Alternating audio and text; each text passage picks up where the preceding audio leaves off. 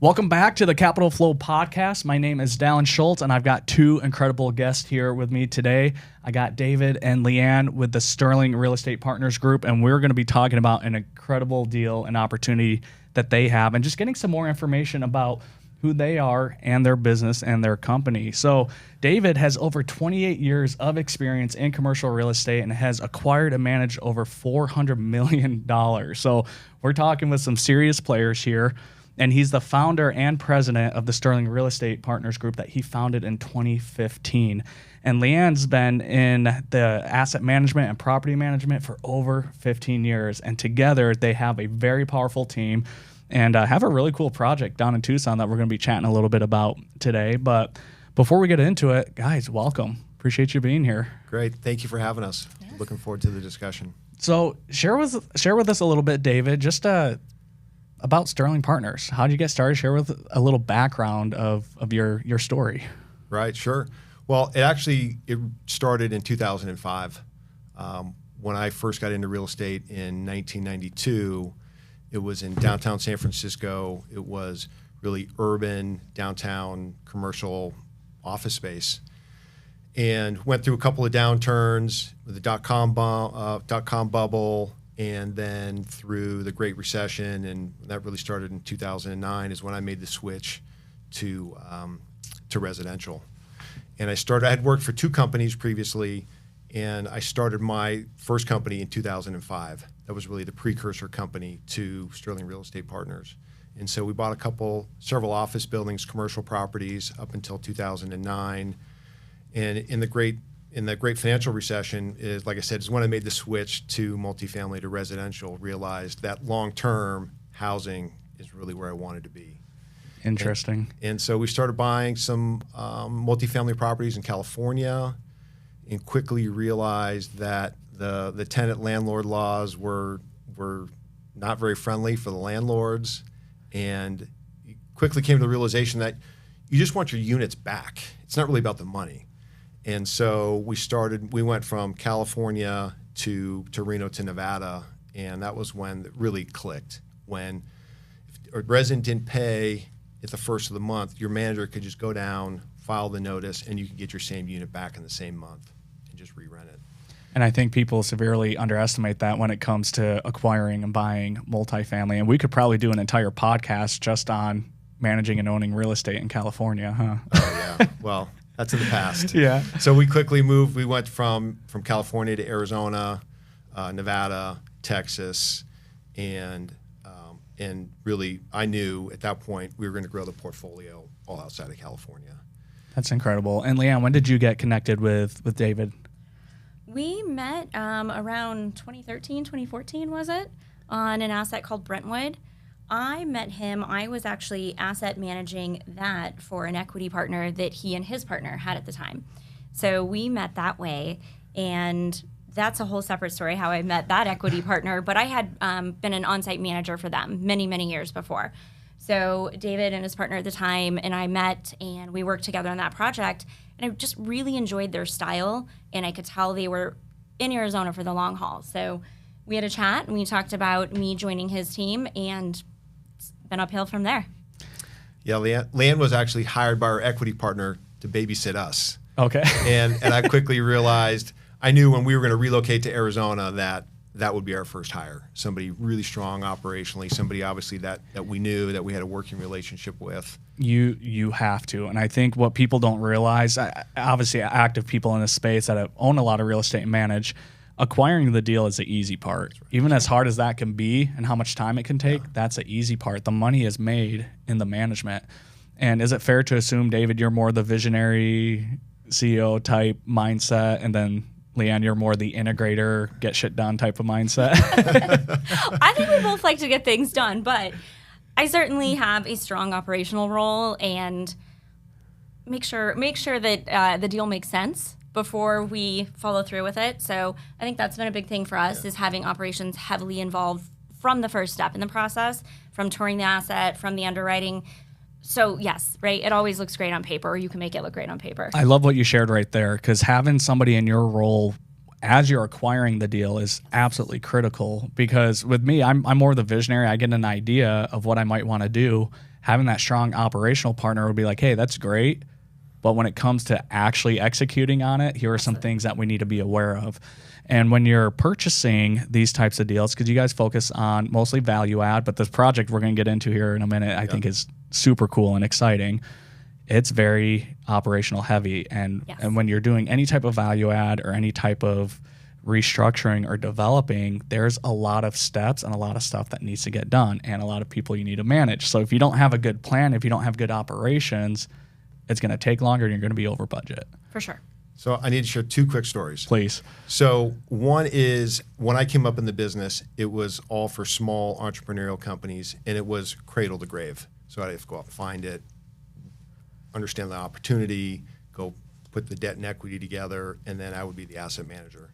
And so from a high level, I could understand what's happening at the asset, but I never really sat in the property manager's chair. So when we would go on site to see properties, our routine was down. Leanne would spend some time in the office with the manager, and once all the suits left and all the guys that think they really know real estate leave the room, she would sit and chat with the property manager or the maintenance person, and then when we get back to the office and kind of debrief, she would have the full scoop of really what's happening and going on. Because when we walk in, you get fooled. They kind of tell you what you want to hear, and you don't really know what's going on. And Leanne it was great. And even to this day, if she doesn't know the people because she spent so much time in the industry, but she's able to get she can speak their language. Like I said, you mentioned this casually, but it's definitely a hack for people that are acquiring deals. You talked about speaking with the maintenance manager. Usually when tenants and people have issues at some of these properties, it's because stuff's not getting done. They're submitting work orders and there's no communication. And those maintenance people on site, they have no interest in the property of it being sold. Like they're hoping they still have a job when you acquire it. So it's amazing the type of information you can get from some of those people. Yeah. So the second story is at our height in 2018, we had 10 people in the office, the analyst, the intern, and a dedicated acquisitions person who's kind of late 20s, super aggressive. Everybody's buying things in town. Like you said, everybody sees everybody buying everything, and they think these companies are all super successful because they're buying deals. Drove me crazy. So they'd come in, they'd pitch it to the group and what have you, and same thing. We would sit down and talk about operations. Leanne had to review the pro forma. We'd go line by line by the expenses, or what are we doing on repairs and maintenance, or what's the security like in that area? All the things that the acquisition guy wants to cut out so he can present this big fancy IRR. And so we basically had a policy that if Leanne wasn't on board, or we weren't in sync rather, then we wouldn't move forward with it. And the acquisition guys I would say they were frustrated was the reality, and it was kind of a pain, not a pain point, but it was a sensitive issue. But there was no way that I was going to take the risk and then have to live with not the consequences, but Leanne really would have to live with the quote consequences because she'd have to operate it to the standard. She'd be like, I'm not going to operate to that pro forma. And you didn't want to hear the rest of the time, David, I told you so. You didn't want that finger waving in your face. So and it's tough because by nature, I'm a very optimistic person. When you see an opportunity, when you see a deal, you get excited about it. So having somebody to balance that out like Leanne is absolutely critical. Right. You have to have that. And here's the thing too, I've never seen a deal that looks bad on paper. Right. Exactly. It always looks good. Exactly. Right. And so if you're in acquisition mode and they're presenting it to you guys, like of course they're going to dress it up as nicely as possible. And so being able to really dive in and understand the numbers and the story behind the numbers and just how it's currently managed and the value proposition there is absolutely critical. That happens even before you even close on the deal. Right. And I think that's where a lot of people miss the boat, especially if they're newer in the industry. Exactly. Yeah. So and then two, once we buy it and we own it, we're in sync. She knows exactly what the expectations are and how we're going to go forward to attack the asset, because we've made, frankly, our hallmark on some really, really tough assets in town. I'm talking Central Phoenix at 45th and between Thomas and McDowell, where we were hiring private off-duty police officers as our security. We were running a six-figure security budget, but we had that place as tight as it's ever been. But we were on the same page. There was no way I would do that again without having operations in sync on us. But when we bought it, it was like, okay, we know exactly what we're going to do. Let's attack it. And it was our second best deal we had ever done. There's always surprises in real estate, but what I found is if you take the time to do that initial upfront analysis and build out that operational plan, tends to be less surprises. Or even if it happens, you're like, yeah, okay, yeah, we prepared for that. Exactly. Here's a possible situation. Now I found if you're not careful, you could talk yourself out of every single deal because of all the what ifs, all the unknowns. So together, how do you guys walk us through? What does it take for you to say yes to a deal or an opportunity? I think Leanne has the gift of knowing what's achievable and what's not achievable. And so we're not afraid, like I said, to get in and clamp down on security. If we need to make sure we're properly capitalized if we had to implement a whole perimeter security fence. I mean, it was thousands of linear feet. And so to understand what's a manageable risk and what's not a manageable risk. And then when it's manageable, then we'll talk about, okay, well, this is what we need to do. So it's very common for us to maybe have in our pro forma or acquisition budget some extra capital or reserves for the first 2 years to spend on maybe security or R&M or extra staff, get the property stabilized so she knows, okay, we're well capitalized up front, we're budgeted for this. Once we get here, then we're gonna tail that off and optimize the property expenses and get it ready for sale. Exactly. And I mean, we're in real estate. We want to do deals. We're in the business of making money. So it's always exciting to find something. But I think to Dave's point, we're just taking a very hard look at it and making sure we're properly capitalized to take on the harder things that we would come across. But we're not afraid of that. And I think that's where this market is going is there was that period of time where everybody was a real estate investor. Everybody in their late 20s was a sponsor. They were crushing it with these big IRRs and multiples. And it went straight to their head. They're like, look at me, look what I've done. Yeah. And they've owned an asset for 15 months and it just keeps trading and trading and trading. But I think that was just a unique point in time in the cycle when rates were where they were at, where now gray hair's back in vogue. And you need to be able to operate for 3 to 7 years, and truly how to operate an asset. And you can't just do that without experience. And we're seeing that now. There's a lot of people going through foreclosures, doing a bunch of capital calls, and that's unfortunately what I've seen. A lot of the inexperienced people. I've actually seen some experienced people get caught up in it as well because I think it's easy. A few years back when interest rates were low and things were just trading like crazy, that I think that fear of missing out kicked in for a lot of people. So people are feeling it now. They definitely are. Yeah. Now, Leanne, you have experience managing and asset managing properties from C class all the way up to A class. Yes. Do you have a preference? Is there one that jazzes you up, that gets you more excited, and why? It's always going to be the value add. There's so much reward in it. You can take something that's been so neglected and mistreated and just turn it around. And then when you look at the demographic that lives there, they have been lost and forgotten, especially in these key few years where the real estate shuffle where everyone was just trying to buy. I don't know that many owners were really trying to create a great life or a good community for their residents. And when you buy a struggling value add BC asset, you improve it and then you just watch either the demographic improve or the quality of life improve for your residents. That's really rewarding. There's a lot of rewarding parts to it, but they're also appreciative. And so that's pretty neat too. I don't care who you are. You want to be recognized. You want to be valued. And what I think a lot of people don't realize when it comes to us investing in real estate is we can accomplish that through the communities that we purchase, because it's not just a single family home that we're flipping. You're transforming a community. And so the culture that you set, it's a business at the end of the day. So the culture that you set, the culture that you create, the things that you do for the people there that you're providing quality homes and they're providing a paycheck for you, that's a mutually beneficial relationship. And I think a lot of people overlook that. So I'm curious, what are some things that you guys have done to help create that culture and that community for your tenants? I would say one of the biggest things is we start with our staff, both maintenance and operations, and make sure that they're valued and that we listen to them and they have a voice in the direction of the asset, because they really have their finger on the pulse of what's going on.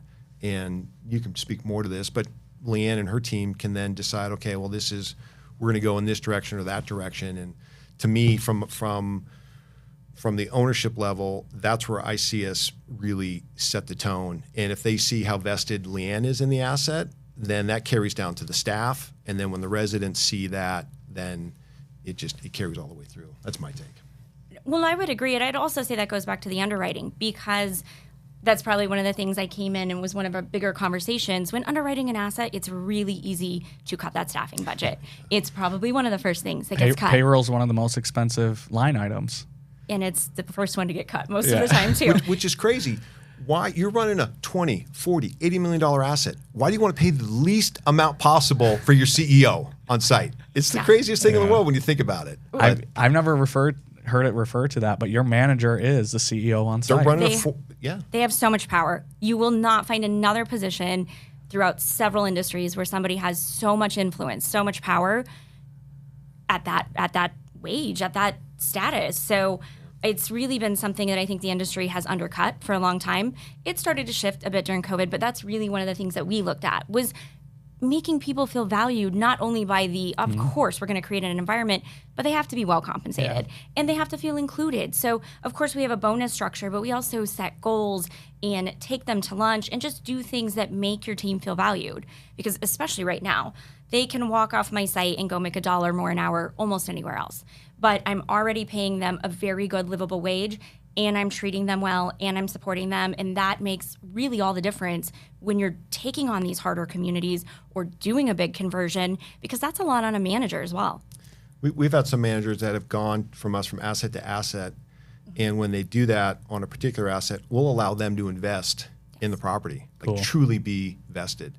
And then on the sales side too, they know that I think we're fairly generous on our sale bonuses. So they want to see it all the way through the end. They want to make sure the asset is performing all the way through to the bitter end. Yeah. When we win, they win. I mean, everybody's going to be successful together.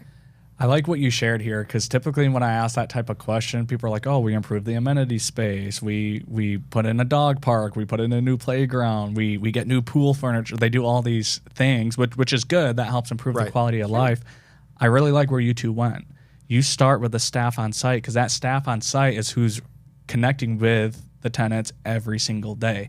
And if you can treat them properly, then that's just going to pass through to the experience the tenants are having.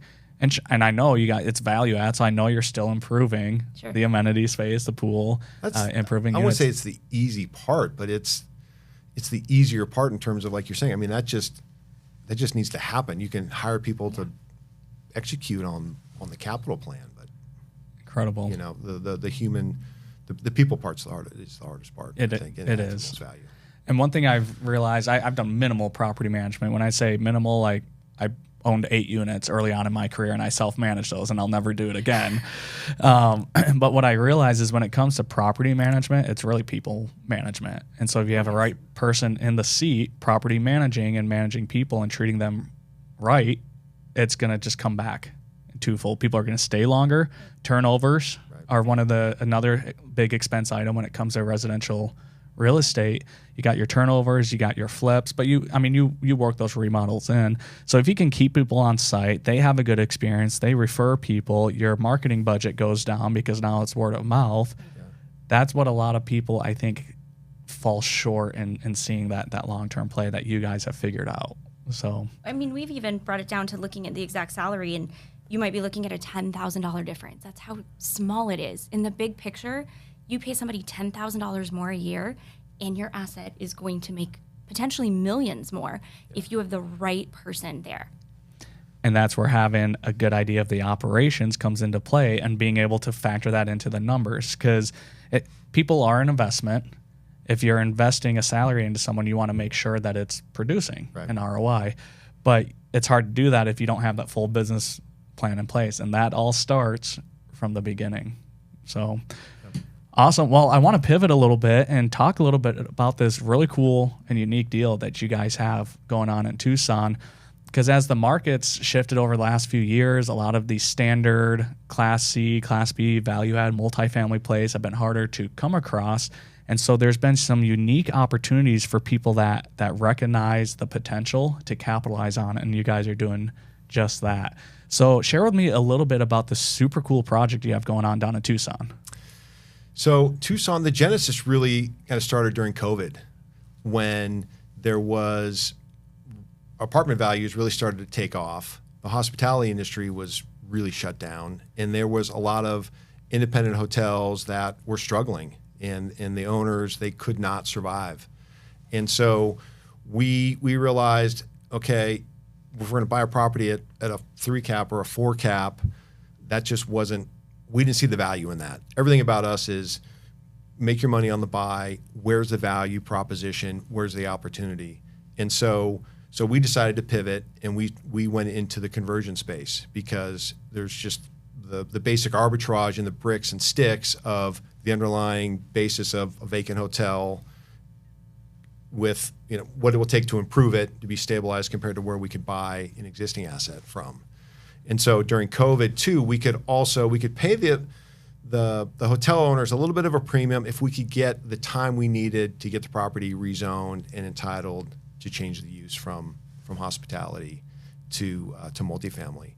And so Tucson was a project that we identified it's a really underutilized site in downtown Tucson. I don't know, for those that know Tucson, they know downtown has really reemerged over the last 10 years.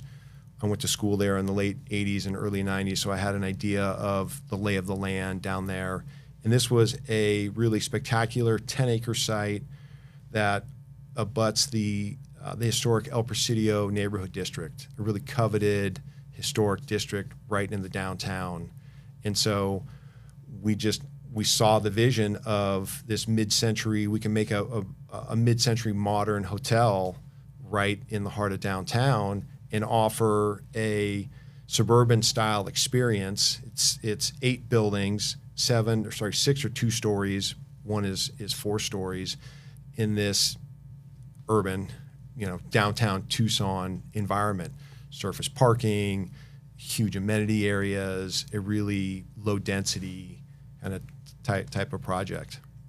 That's not an easy project to take on. You mentioned it earlier. You still had to go through rezoning, getting some entitlements and stuff in place. Mm-hmm. So, Leanne, from an operational standpoint, first of all, what were your initial thoughts when this project was presented? And then what were some of the key things you had to make sure were in place to make sure that this was successful? Sure.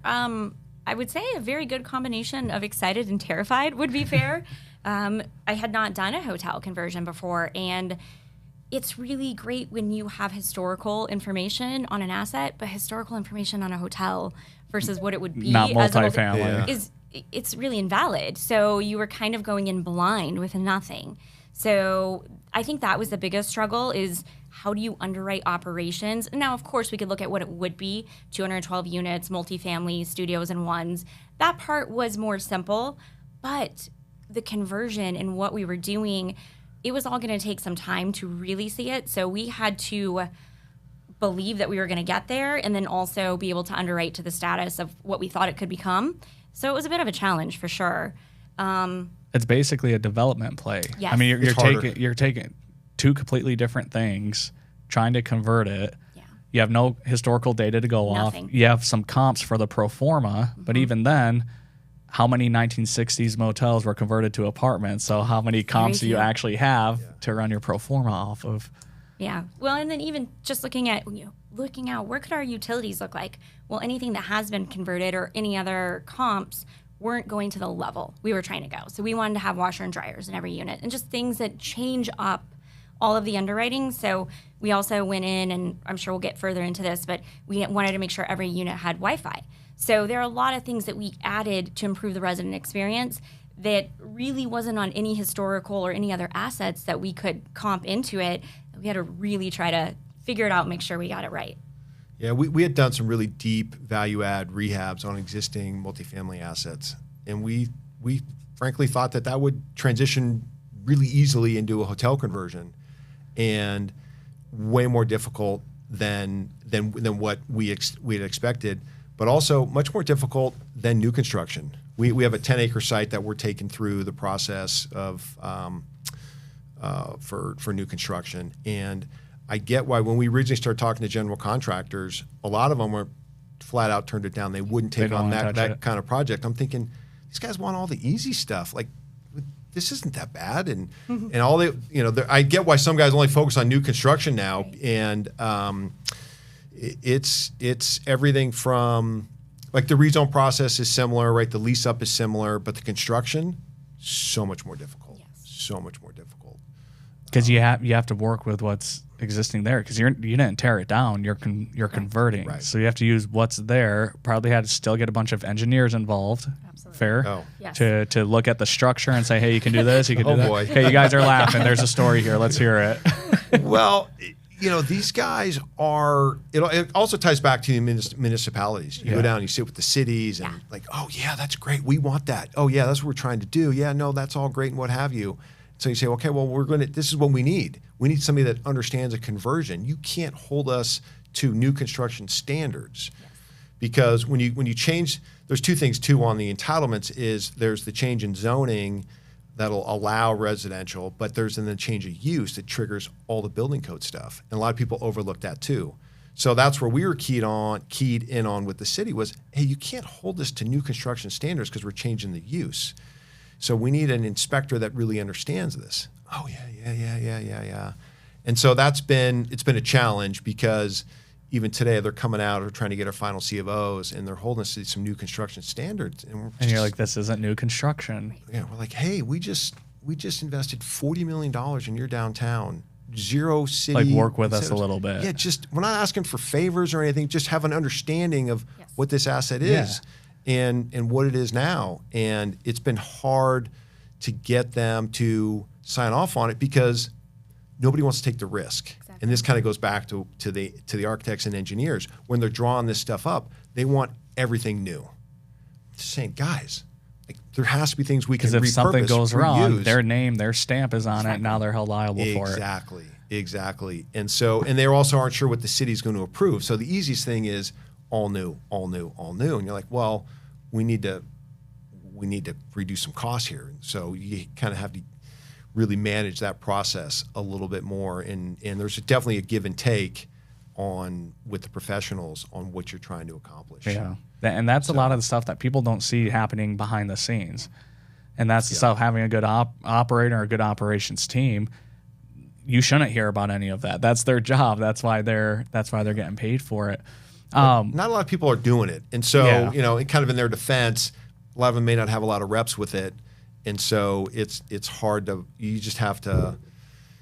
kind of have to find the right balance and the right mix, and really know from us. We kind of get back to experience. I have people call me all the time and like, oh yeah, we're looking at this hotel conversion. We're looking at this and that. I'm like, call me first. Like, I'll help you. I'll tell you where the landmines are, what you need to look out for, because there's been an incredible amount of lessons learned.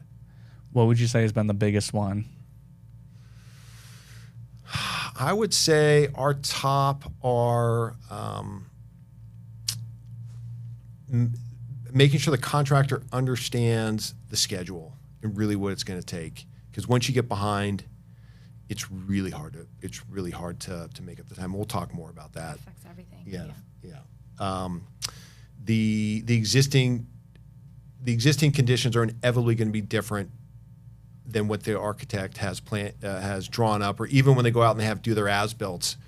It doesn't matter. Stuff's going to be different, and you probably need to carry whatever you think your contingency is. Double it. People don't want to hear it because it's going to tank their numbers, but it's just the reality. We had a situation where we went to demo a wall, and it was just thinner than what a standard wall was. There's no way to know that unless you were to measure the room from the other sides. Nobody does that. So, that was a big change order, affected a lot of things. You have to really, you have to be ready to adjust, and you have to really have an open mind of, okay, what are we going to do? You have to problem solve. You're always kind of in problem solve mode. Yes, constant problem solving.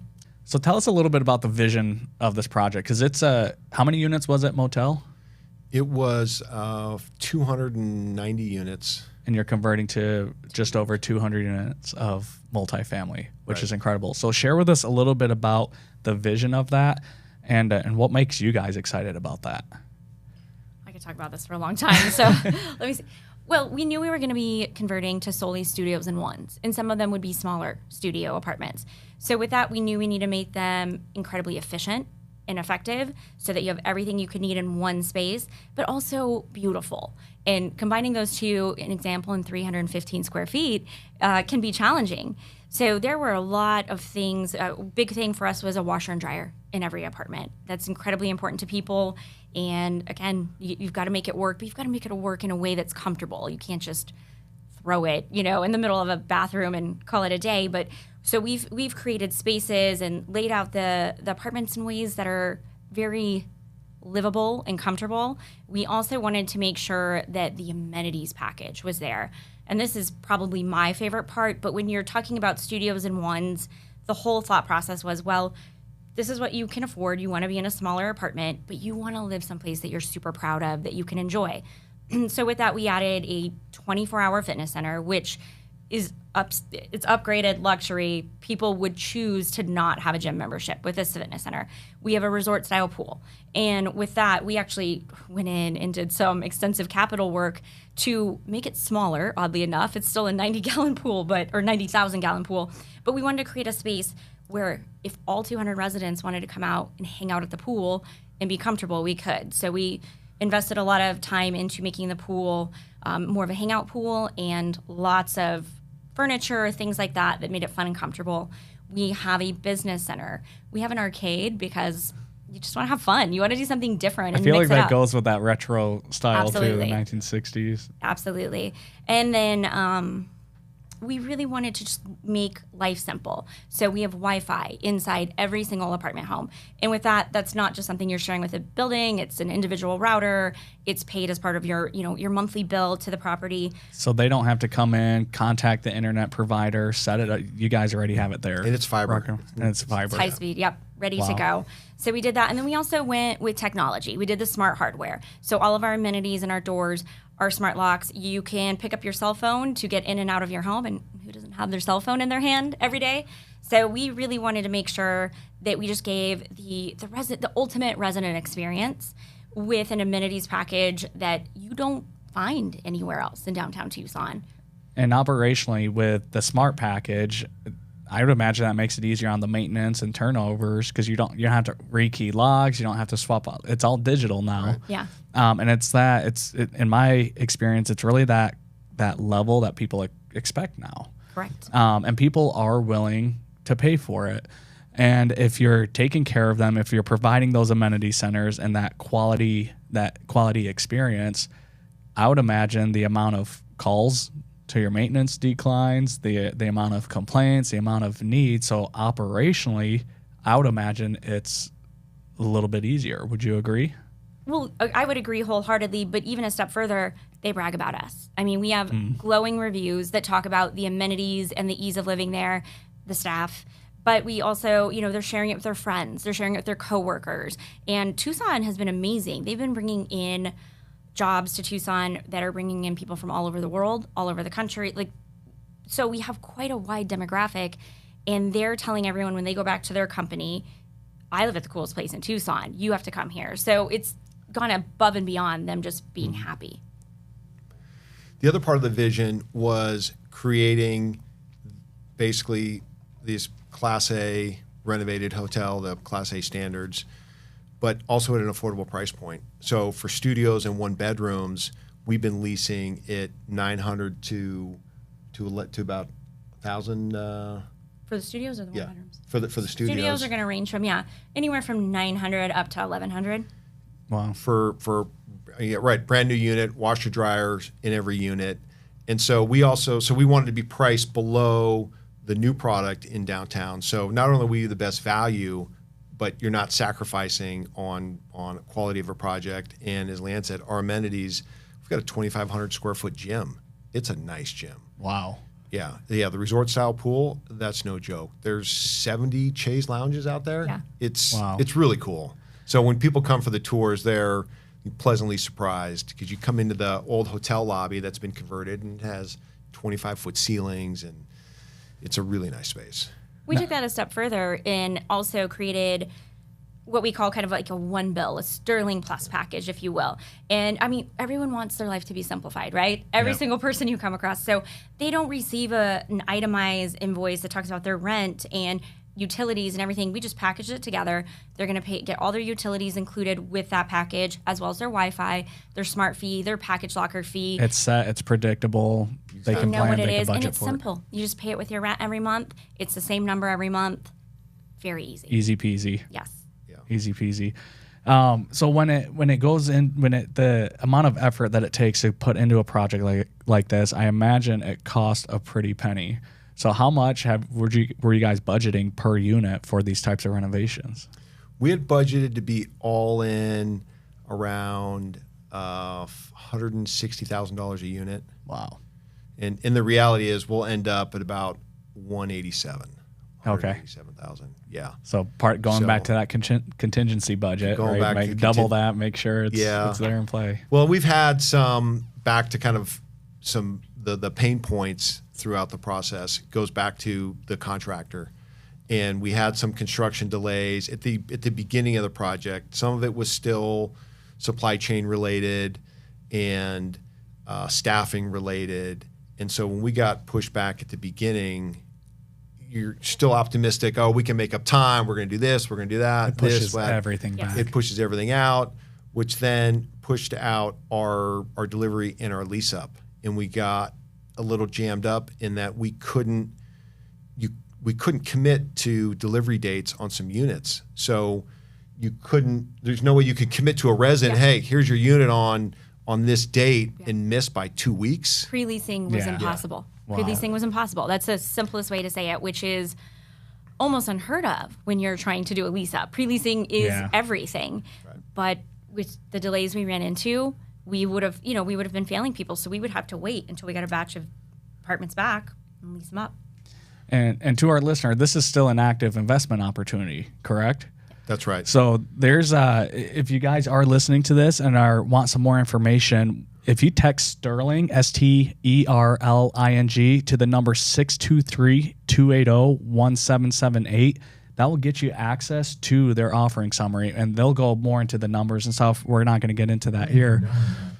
But that opportunity is still available because you guys are still going through the lease up. But the great thing is this project is almost done, isn't it? That's right. Yes. Yeah, we're 99% finished with construction. We have temporary C of Os essentially on the entire project. We're working through getting all the final certificates of occupancy. We are leasing. We're not pre-leasing. We're leasing. We're 72% occupied, and working to get to stabilization. That's awesome. So you guys shared an incredible story in your vision of you as a team and what you want for your tenants. What makes this project attractive to a potential investor?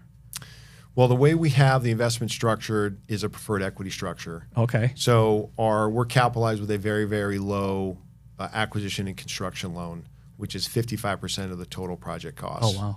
And so we're out in the market, and we're raising $4.8 million of preferred equity. We've raised about $4 million of it already. So we're just trying to finish that last leg of this preferred equity structure. And so that 10%, the last dollar in on the preferred equity is at 65% loan to cost. So there's a big equity cushion in terms of the preferred equity investment of the priority of how it gets repaid when we refinance or sell the asset. So if I was to jump into this now, I would imagine sounds like a lot less risk than if I was to jump in 2 or 3 years ago. Is that fair? Yeah, exactly. Yeah. I mean, all the execution risk is done. Yeah. All the numbers are completed. We're 72% occupied. So we'll be cash flowing at about 82%. Okay. So we're really kind of rounding third, headed for home. So a much lower risk profile, both from at the asset level, and then also the way the investment is going to be capitalized, of very much lower risk. And then what's the plan with this? Planning on holding it, just cash flowing it? Are you going to exit in a few years? We think an exit is probably our most likely scenario. Okay. It aligns with our original strategy. The project, because it is 10 acres, it's a little underutilized. As part of our original entitlements, we have the site plans approved for an additional 154 units. Oh, wow. So there's a ton of value add that another developer can come in. Exactly. So you can keep the rest of your hair, both of you, right? Offload that to another developer in an opportunity zone. So there's tax benefits there as well. Right. So, okay. So, yeah, the property has a whole nother phase to it. So somebody could come in, buy an existing cash flowing asset in an opportunity zone, decide when they want to execute on the new construction phase of things. Do you think you'll get those plans entitled for those additional units, or you can leave that for the next person? Well, they're entitled on the site plan. Somebody just has to do the construction drawings and take it through. So it's ready to go. They just need somebody to come in and put it together. Right. Awesome. Right. What's been the most exciting thing about this project? The thing that's gone, I guess I would say the best, something that's gone the best, and something that's gone the worst, and what you learned from it. You want to go first? You go first. The most exciting part, I'm just going to start with that because that's my favorite part, is I've never taken a project from its absolute infancy, right? Drawing every square inch of the floor plan and changing it and being there as it was demoed and the first walls went up all the way to completion. And it sounds good, right? You love what you're doing. You see it on paper. You're like, this is going to be amazing. But it not only is it built, but people live there. And then I go to visit my team and I meet those people. And those people tell me how much they love something simple, like a walk-in closet, that when we were designing it, we were like, is this needed? Is this not needed? Of course, I said it was needed, but to that point, right? They love it there. They love the experience. They love the amenities. And it's always so easy to say, oh, this is going to be amazing. But when you actually get to go and see that it is amazing, it's fitting their lifestyle, they love all the things that you put so much time and energy into, that's unmatched. You know, there's not a better experience. And you don't always get to see those benefits unless you're there on site and hearing from the people. And it makes it worth it. You know, we put a lot of sweat, tears, blood into these types of projects. And yes, we're set out to want to make a profit as well, but also improve the quality of life of the people that are there. And there's not a reason you can't do both. And I think that's what people don't understand. It's like, hey, we either only focus on the tenant and their experience and not make any money, or we screw them and only make a lot of money. And that's not the reality. Right. With a good operations team such as Sterling, you can easily accomplish both. Yeah. Okay. Yeah. It's been, when you kind of take a step back and you just look out over the site and you think about what the image was when we first bought it, and then you look at it now and you're just like, wow. You guys been documenting the journey, I'm assuming, with pictures. Yeah. We've got a whole catalog of journal entries before and afters of how many times you were wanting to just throw the towel in. And so there are some visionaries and people in real estate that are truly on the design and like vision side. That's not really my background, but when you really get to see it and realize, all right, every little detail that went into the whole thing, and that makes it as great as it is, because there's just a lot of things in there that make it the great project that it is, that sometimes we'll sit back and just take a deep breath and just enjoy it. It can be really fulfilling, especially with the amount of time and effort you guys put into it. So what's been the biggest lesson you've learned from this experience so far? We're probably going to say the same thing. I think you just have to, you really have to plan for construction delays. I've never really actively project managed something prior to this in a construction type of role. And I think you have to, kind of similar to the contingency budget, whatever you think, extend that out, another 90 days probably at least. And then for me, from an operations role, you just have to be really flexible. You can't just get stuck on a date or a timeline, because it's not going to happen. And once you kind of can adjust to it's not going to happen and start looking, 90 days forward and planning for that, you really have to be flexible and work in the moment. I like what you shared there, because what I've noticed and seen with people that are very successful in the space, whether it's development, conversion, or just a standard value add, you got to expect the unexpected. And the ones that you see that are very successful, sometimes they make it look easy, but it's because you don't see what's happening behind the scenes. And it's not that their plan was executed to the T, like verbatim, the way they had it planned out. The difference is their ability to be flexible and to quickly pivot and be like, oh crap, that didn't work out. Yeah. Okay, let's do this. Here's an alternative solution. And so it's being able to make those adjustments, because they are going to happen. And it's hard because for me, I know I get an idea of how I want something to go, and as soon as a wrench gets thrown in that, it throws me off. Right. And I have to like take a step back and reassess. And I don't want to do that because I want to keep going forward. Right. So having that ability and the people on your team to be able to do that is critical. Yeah. Yeah. You took the words out of my mouth. Expect the unexpected. It doesn't matter how prepared you are. And you have to adjust on the fly. You have to have kind of an A, B, and a C contingency, and you have to drive it. You can't allow your professionals to drive it. Your general contractor may have some ideas. A lot of times what we do is we take in all the ideas, and then we talk about, for whatever reason, this is the direction we're going to go. If it's operational, or we may want to spend more for a different reason, depending upon the outcome, and make decisions quickly so you can keep moving forward. Absolutely. Well, listen, I really appreciate you guys coming down. This was awesome, and sharing your story of how you guys got started and really this project in Tucson. I think it's an incredible opportunity for people, and there's still opportunities here. So again, if this is something you're interested in getting more information on, just text Sterling to 623-280-1778 and you'll get more information. We intentionally didn't get into the numbers and the returns and stuff. I don't think that's appropriate for this conversation, because I want our listeners to get to know who you guys were, who Sterling is, because that's really what makes or breaks a deal, is the person behind it, not the deal itself. So really appreciate you guys coming out. And to our listener, we'll catch you on the next Capital Flow podcast.